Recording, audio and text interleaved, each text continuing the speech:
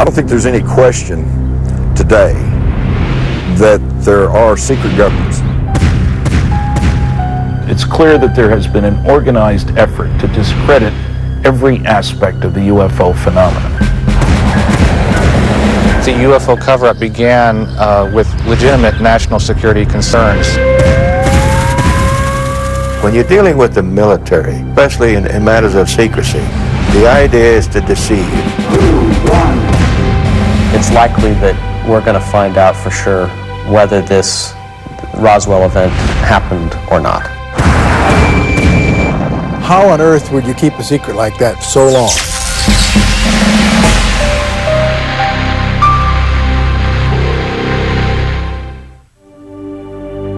Almost 60 years after Roswell, the mystery of what crashed in the deserts of New Mexico remains a secret. The government's official stance about the existence of UFOs has always been denial. Eyewitnesses have come and gone. Project Blue Book, the UFO study program of the U.S. Air Force, has gone out of business. But many questions remain. Researchers and private investigators continue to follow every lead in hopes that someday the truth will be revealed. Newly leaked classified government documents may be the first real evidence to shed light on this never-ending story. I decided that instead of looking at photographs, or instead of trying to sort out new witness testimony, that it'd be better to try a different approach, which was the approach of authenticating documents. Dating from the 1940s and 1950s, these documents refer to extraterrestrial contact and the secret operation established to investigate this phenomenon. This project was led by a group of men appointed by executive order. They operated under the code name Majestic 12, or simply MJ-12. If it is true that the United States government has pursued a very aggressive but deeply clandestine effort to collect and contain information about UFO phenomena, including crashes, military encounters, and whatnot, it is absolutely essential that there be documents about that effort. And when I look at the MJ-12 documents, I say to myself, these are the kinds of documents a person would expect to see. This kind of document has to exist. It is the unanimous opinion of the members that Operation Majestic 12 be a fully funded, operational, top-secret research and development intelligence gathering agency. It is also recommended that a panel of experts be appointed to chair and oversee the functions and operations of said agency. Its members should have appropriate security clearances. What impresses me most about these documents is all these checkable details. We got so many names to check out, so many dates, and so many places. We'll be at this for the next couple of years, but so far it looks impressive that these things are checking out to be true, real, and authentic. A major objection to all the documents is that we don't know who provided them. We have to consider, of course, that whoever did was violating the law and would be subject to enormous penalties for photographing classified documents and giving them to people who don't have any authorization to receive them. It began in 1988 when I began filing Freedom of Information Act requests to the government for any information on UFOs. And then in October 1992, I went to the post office and I pulled out a Time magazine that had a document inserted in it, and I just thought it was a prank. I was working my shift as a security officer at Pine Knot Landing. An old gentleman came to the gate and I said, "Well, I'm Thomas Cantwell." He told me he was in the Army's Counterintelligence Interplanetary Phenomenon Unit since 1942 and had been involved in the UFO program almost into the 1980s. He just wanted to let me know that he was real, to tell me everything, get it off his chest, because he didn't think he had much longer to live. The IPU stands for the Interplanetary Phenomenon Unit, and this is rumored to have been a unit within the Army late 40s, early 50s.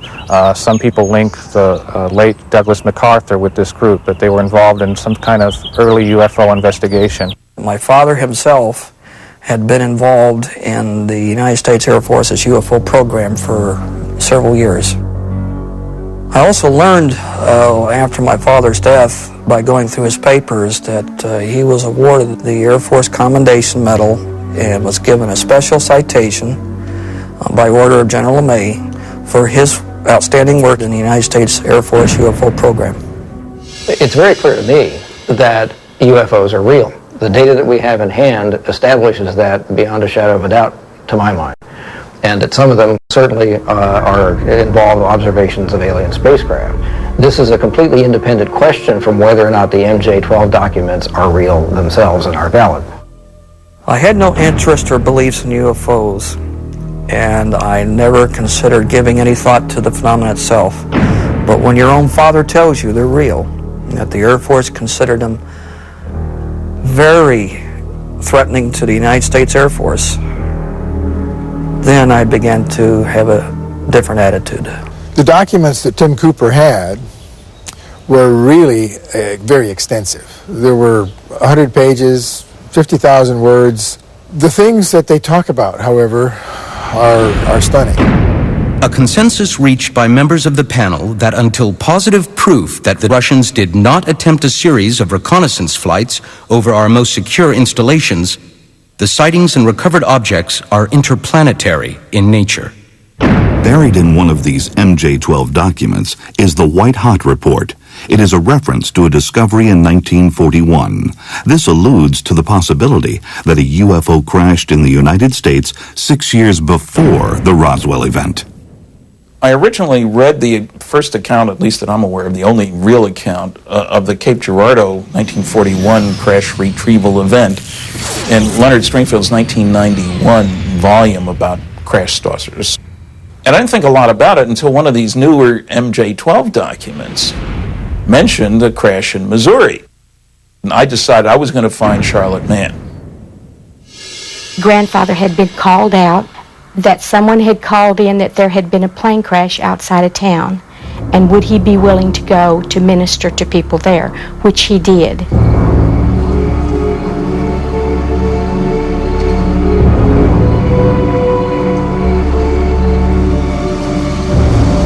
Upon arriving, it was a very different situation. It was not a conventional aircraft as we know it.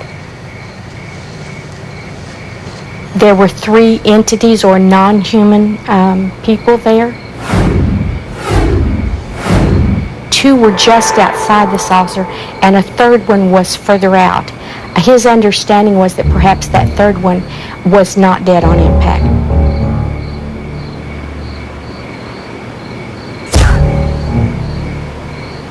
So Father did pray over them, give them last rites. Not long after they arrived, military just showed up. I surrounded the area. Grandfather didn't know what was said to the others, but he was told, this didn't happen, you didn't see this, this is national security, it is never to be talked about again.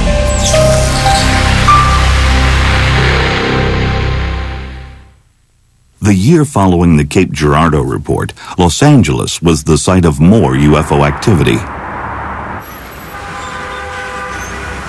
The LA air raid allegedly produced 2 more downed saucers, one just off the coast of California. The Army Air Corps also recovered a similar object in the San Bernardino Mountains, east of Los Angeles, which cannot be identified as conventional aircraft. This headquarters has come to a determination that the mystery airplanes are in fact not earthly, and according to secret intelligence sources, they are in all probability of interplanetary origin. With the United States at war, it appears that President Roosevelt saw this interplanetary phenomenon not as a threat, but as a great opportunity. I have considered the disposition of the material in possession of the Army that may be of great significance toward the development of a super weapon of war. A new superweapon was developed to win the war. It was tested in remote areas of New Mexico and Nevada. Dr. Robert Oppenheimer led the top-secret Manhattan Project that would change the world forever. This time round, stakes are kind of high. It's going to work all right, Robert. And I'm sure we'll never be sorry for it. Well, we'll know in 40 seconds.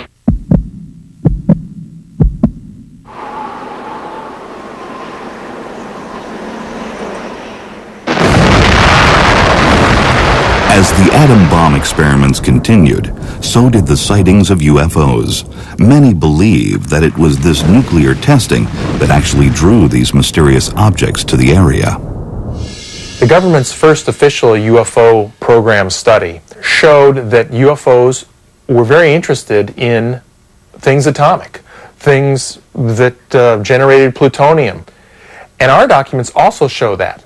Specifically, there's one case where they talk about a crash site just a half a mile from the Trinity site, which is the first atomic test on the planet.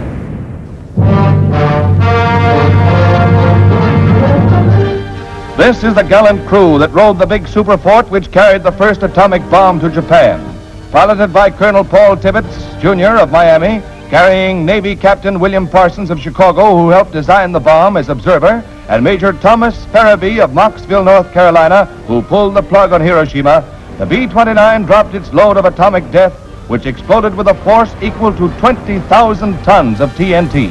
When the bomb was dropped on Japan in 1945, the war ended, but the UFO activity did not. In June of 1947, physicist Albert Einstein and nuclear scientist Robert Oppenheimer drafted a report offering their opinions on how to deal with extraterrestrial biological entities, if they did indeed exist. It is difficult to predict what the attitude of international law will be with regard to the occupation by celestial peoples of certain locations on our planet.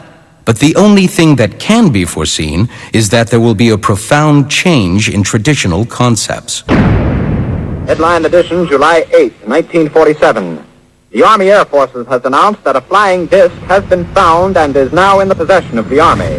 Army officers say the missile, found sometime last week, has been inspected at Roswell, New Mexico, and sent to Wright Field, Ohio, for further inspection.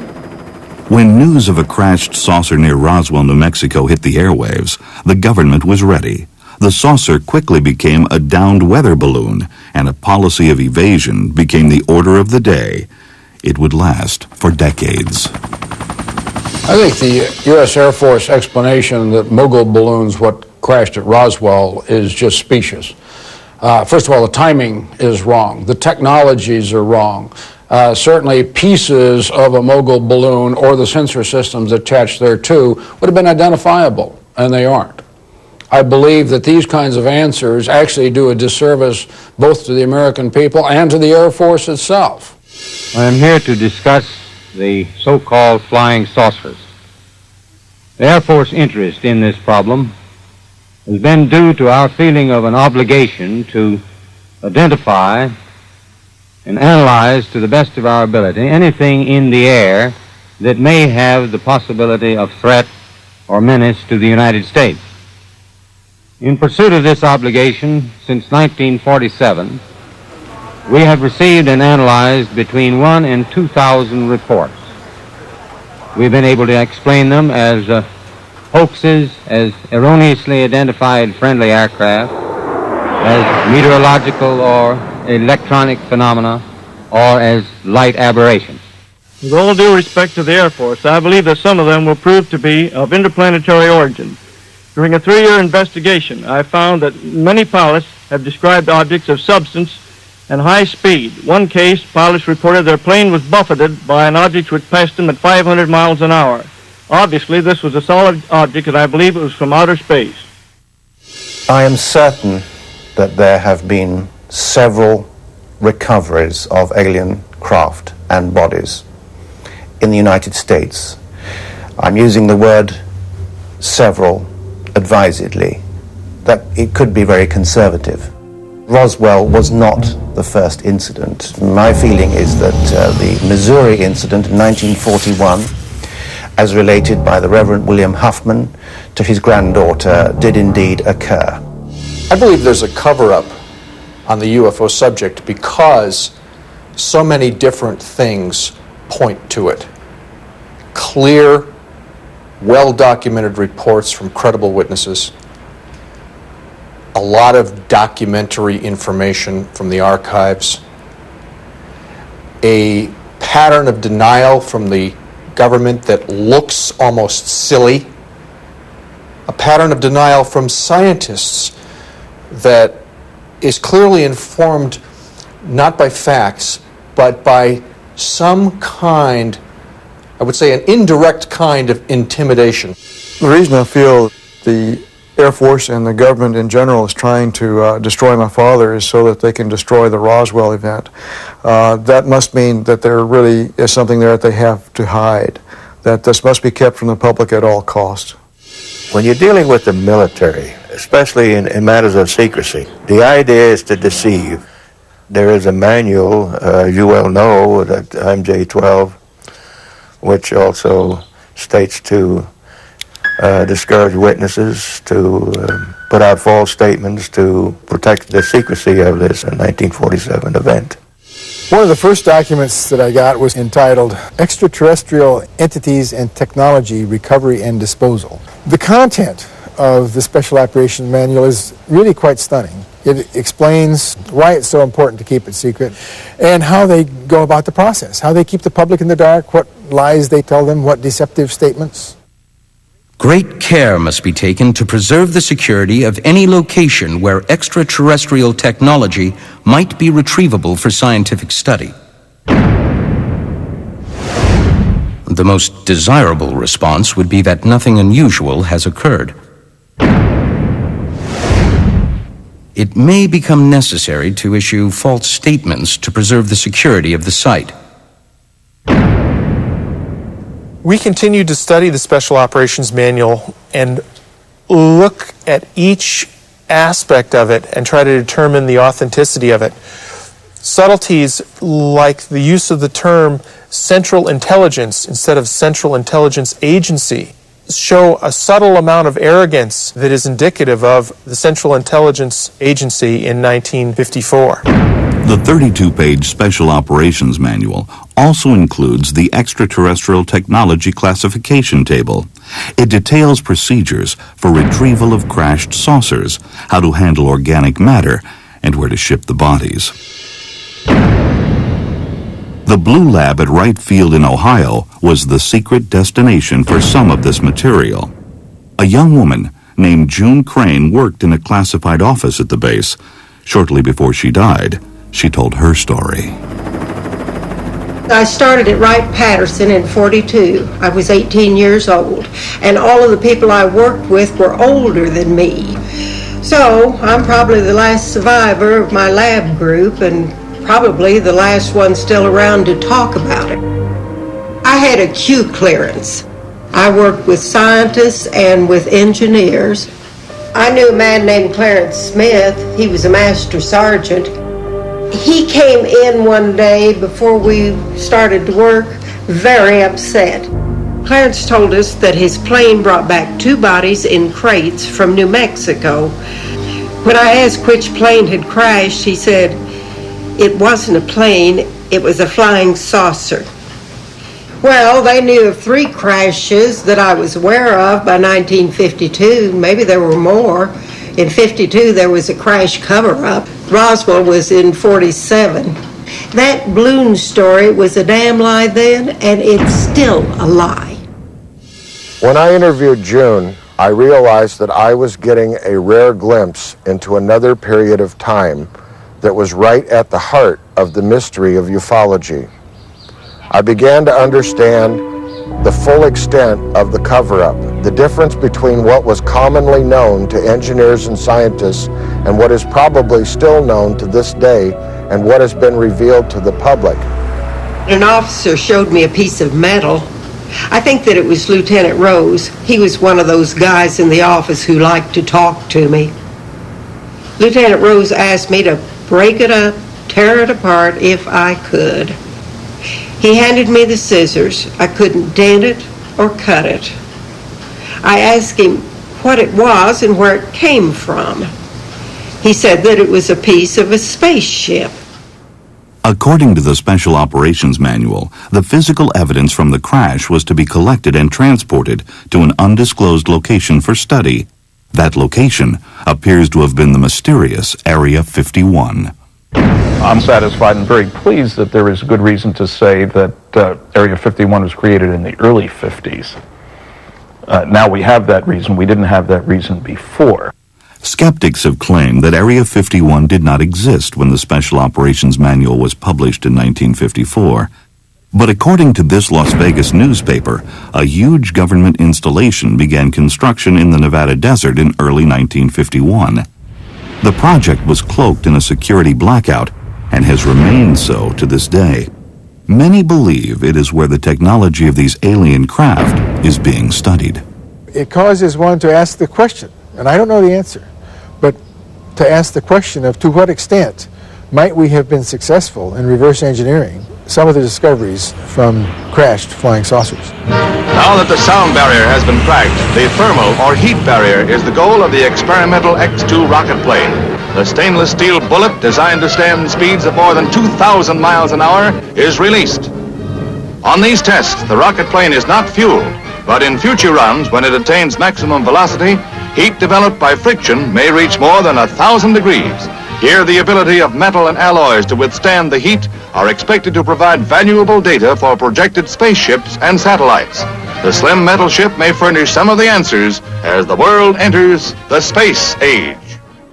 The Atomic Energy Commission and Nuclear Energy Propulsion of Aircraft are currently conducting research for advanced technologies in atomic engines and radical propulsion studies.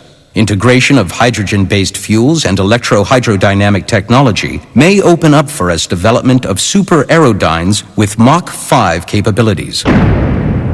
Some of the technology, yes, they have improved on or discovered, and it's being used today. Yeah, I think everything that we were involved in from 1942 clear up to 1947 was justified.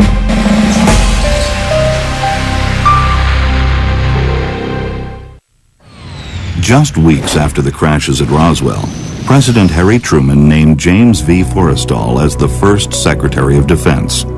On September 24, 1947, a top-secret research and development operation was established under his direction. It was called Majestic 12.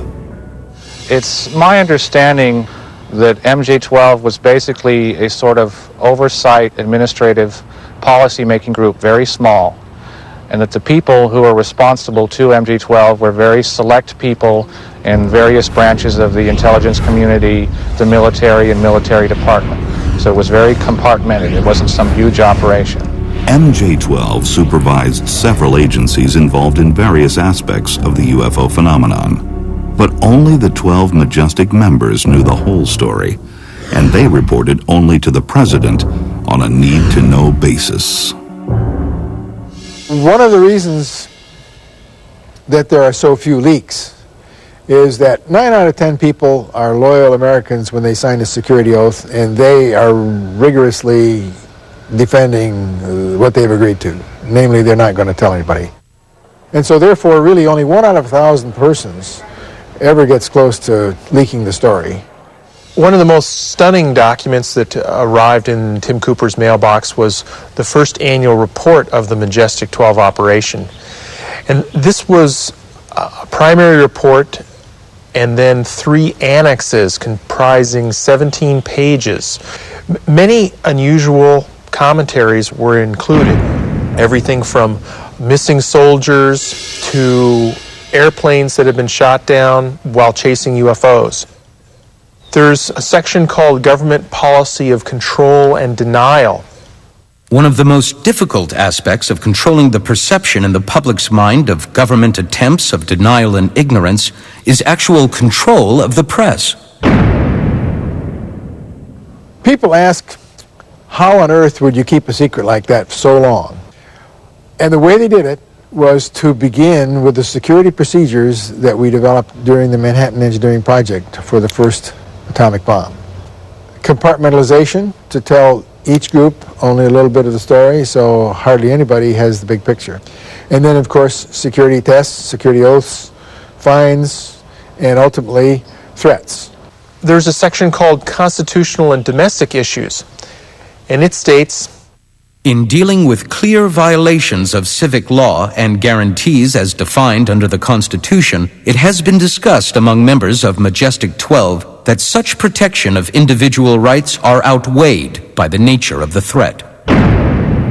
Clearly, they thought that ETs landing or being involved in the American citizenry was so important that they would control, capture, and manage every aspect of that interaction. It's a very interesting group of people. 6 civilian, 6 military, 2 Air Force, 2 Army, 2 Navy.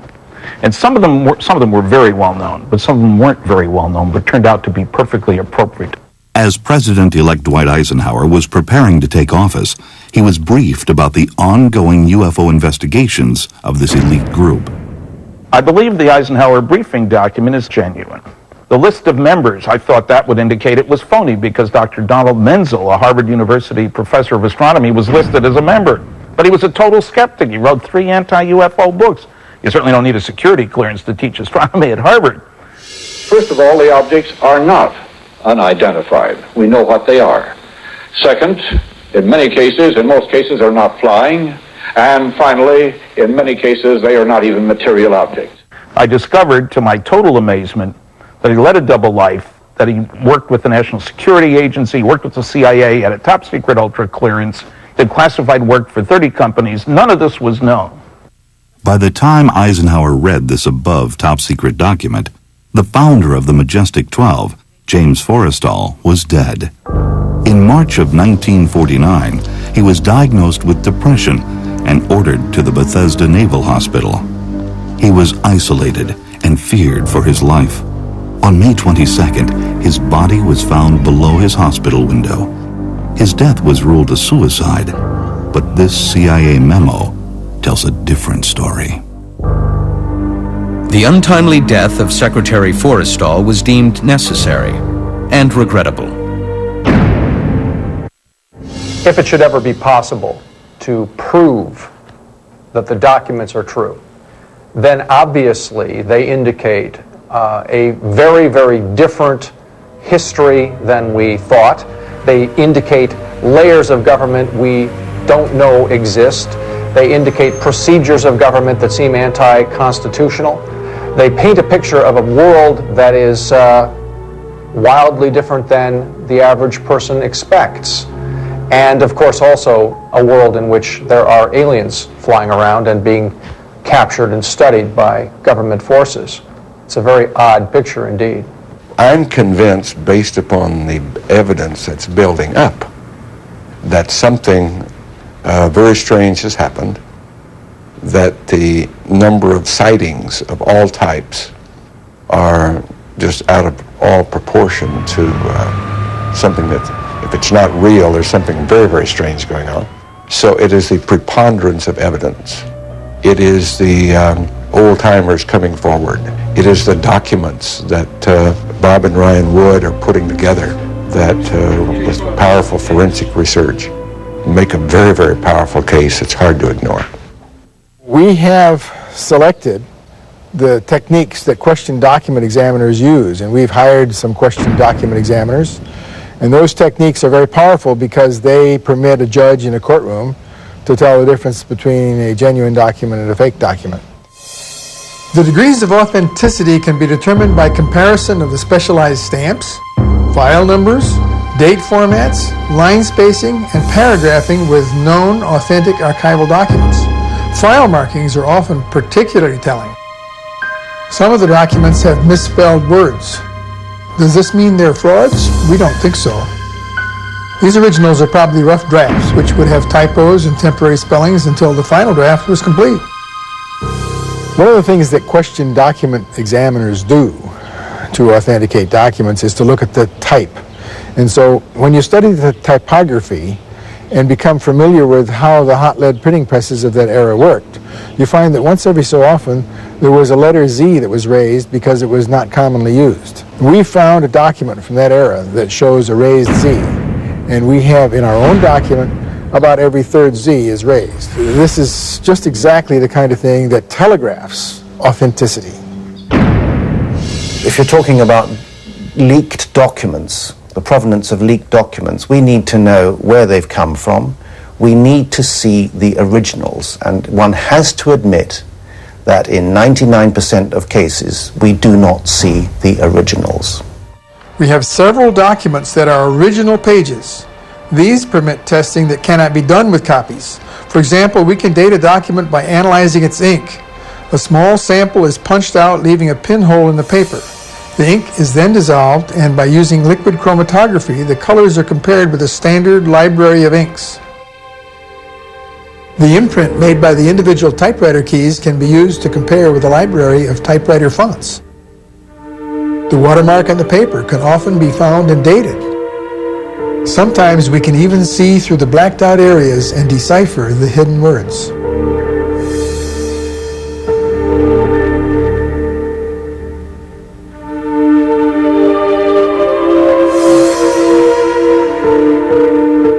During the authentication process of the Eisenhower briefing document, Stan Friedman went to the National Archives, and in the presence of an archivist found in their files what's known as the Cutler-Twining Memo, which mentions MJ12 Special Studies Group.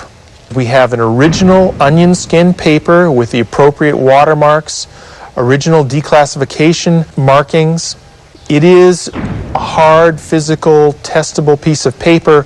It's in a secure facility at our National Archives in College Park, Maryland.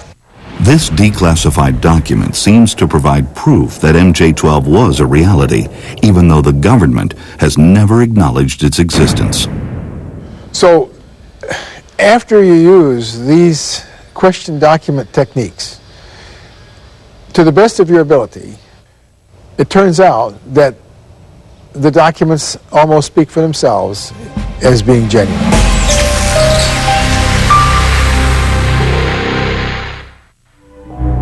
If the Majestic documents are real, they provide new insight into perhaps the most closely guarded secret in the history of the world. A secret that has been fiercely protected for a very long time. I think that government secrecy, classifying this information at what amounts to an above top secret level, was absolutely warranted in 1947, and maybe earlier, because I think all this business got started perhaps during the Second World War. It is the recommendation of the President's Special Panel, with concurrence from Majestic 12, that a policy of strict denial of the events surfacing from Roswell, New Mexico, and any other incident of such caliber be enforced. An interactive program of controlled releases to the media, in such fashion to discredit any civilian investigation, be instituted in accordance with the provisions of the 1947 National Security Act. Certainly in 1947, the government could not afford to tell the world. They could not afford to say, look, there are these alien spacecraft penetrating our airspace. We don't know where they're from, what they want, or how they operate, but we thought you'd like to know. That would have been totally irresponsible. There's no question it was justified at the time until they had answers. I think it's quite possible that much secrecy is due to the fact that the authorities do not have all the answers. That they cannot be certain from a day-to-day basis or even a year-to-year basis or whatever as to precisely what is going on. By the mid-1960s, the government's apparent interest in UFOs was waning, but a rash of new sightings of unexplained lights and moving objects reignited the debate. We are being observed by some type of device which is ahead of us, far ahead of us, and is probably controlled by a highly advanced superior civilization. Now, this is a conclusion which I personally have stated and is shared by some members of our Board of Governors and advisors, not all of them. But it has reached to the point where many people in the Air Force have the same conclusion. In fact, the Air Force at one time had a top secret estimate that these things were interplanetary spaceships. Based on what is known of the technology and intelligence of the visitors, it is fairly certain that there will be other sightings and encounters of a spectacular nature. As to the purpose and modus operandi, we are not certain, but it is clear that if these visitors had conquest in mind, it would not be difficult for them, given their ability to penetrate our airspace at will. I think that now it's evolved into a more multi-layered problem. Part of it dealing with high technology projects and keeping them secure. If they tell the public a few things, there would be a clamor for more information that might jeopardize the security of these programs. Another problem is that the fact that they've covered it up so long would create a sort of backlash against the government and the intelligence establishment. If these documents show a long, systematic, highly articulated process for handling UFO-related information, for sequestering that information, for marshaling it here and there, and for keeping everybody else out of the loop, completely unaware. The structure that caused that to occur is a phenomenon in world history. I think the MJ-12 documents are extraordinarily important, probably the most important government documents ever leaked to the public, because they make clear, if they're genuine, that the United States has known that aliens are visiting Earth, that they are not perfect, obviously at least one crashed, and we have been taking measures to try to learn as much as we could from the wreckage and to try to understand what's going on. Why on earth would they have kept it secret? The discovery of extraterrestrial life, the greatest discovery in the history of man. The main reason, of course, is still a valid reason today, and that is to make sure that our enemies, namely in those days, the Soviet Union, did not get the technology. The technology was the driver. In addition, the reason for keeping it secret is to not let the public know that we really couldn't control our airspace. With urgent speed, the jet fighters rush to get in the air. Every second counts. They must be able to intercept the mystery plane before it can reach a target and drop its bomb. One example of technology discussed in the documents is a report, an analytical report from the Research and Development Laboratory dated 2 September 1947, where it has an early description of fiber optics in essence, and it says, Flight instruments and controls are activated by optical waveguide fibers, similar to glass rods, except they are flexible and have a plastic cladding wrap. This cladding wrap is sort of the key breakthrough in fiber optics that allows increased signal to noise. Now here, this is a guy talking and describing fiber optics in 1947. One of the documents that was particularly exciting is a document that was done at the end of the summer of 1947, prepared and approved by Lieutenant General Nathan Twining. This included the results of what our scientists and engineers had been able to evaluate and determine during the summer. And one of the things that really strikes me is a description that talks about a series of fine grid-like lines connecting a series of dots in pure silver. This is very close to a description of an integrated circuit today. One interesting thing about the craft itself, it carried no fuel. There was no fuel. They assumed that it was propelled by a series of cells, Arctic-shaped cells underneath the craft itself, which indicates that evidently they were grasping energy from the atmosphere some way. That is one of the areas that they haven't discovered or haven't found out yet. As far as this idea of reverse engineering a crashed or captured spacecraft, I would hope that's been done. I'd hate to think that something has been sitting there longer than the lifetime of most of the people who will see this program and nothing's been done to it. The potential for learning is astounding, and not attempting to reverse engineer it would be unthinkable. The YB-49 flying wing makes its maiden flight.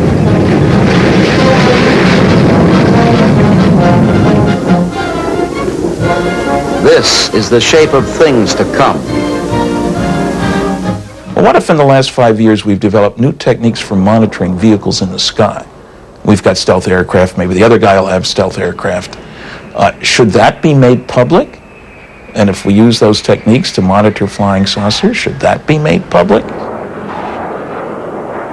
Should the secrecy continue now? I've never been an advocate for putting everything on the table, especially technology. I have mixed feelings about what the government should do about covering up the truth about flying saucers. I would like the government to stand up, take away the ridicule that's been heaped on a lot of people. So a government announcement would bring forth a tremendous amount of data. Are these documents authentic, and is their narrative real? I believe that there are four possibilities.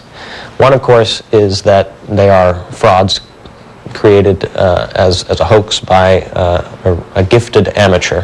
The second possibility is that they are officially constructed disinformation, perhaps created decades ago for the purposes of Cold War misinformation for some kind of geopolitical purpose. The third possibility is that the narrative is a mixture of fact and fiction. And then the fourth possibility, of course, is that they are authentic, genuine, leaked documents that describe some remarkable events concealed from the history books.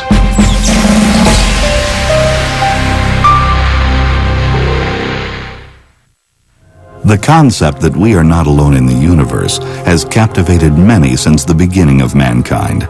Throughout history, artists have included flying objects in their paintings, like this one from 17th century painter and protege of Rembrandt, Art de Gelder. Today, believers outnumber skeptics 3-2. People around the world continue to report UFO sightings, but proof of extraterrestrial contact remains elusive. If the MJ-12 documents are genuine, the story they tell is astounding. If and when this story is brought to light, what impact will it have on our destiny? Philosophically speaking, I have to say that we're moving rapidly into a different kind of world in which the possibility of life from elsewhere is increasingly non-alarming. Our space exploration is bringing us to the point where we're ready to explore the outer planets, and probably within a century go outside of our solar system altogether.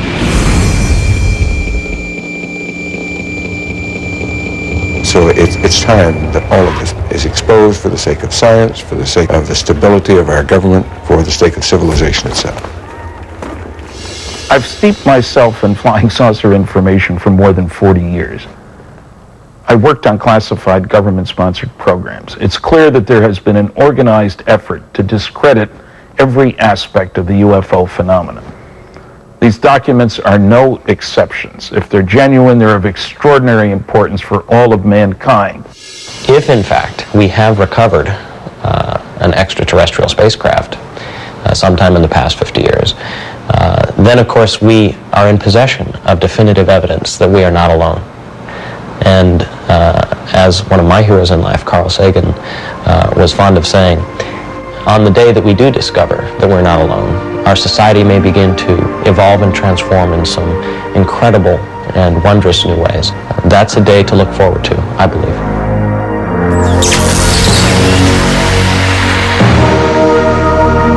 Thank you.